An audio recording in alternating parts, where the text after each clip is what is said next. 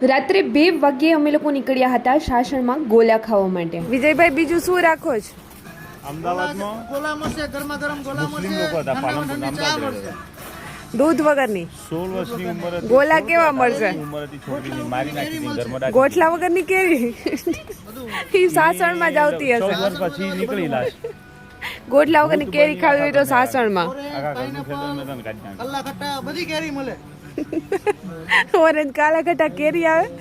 આવા સોરી ગોલા મળે.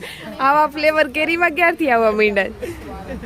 અત્યારે મળે બધું. આ છે સાસણમાં ગરમ ગોલા અને ઠંડી ચાયનો સ્ટોલ. તમે જોઈ જ લીધો હતો. અરે યાર રિયલમાં નથી. અને ત્યાર પછી અમે લોકો આવી ગયા હતા વાઇલ્ડ ડિયર કેફે અને રાત્રે 2 વાગ્યે અમે લોકો પહોંચ્યા હતા કેફે.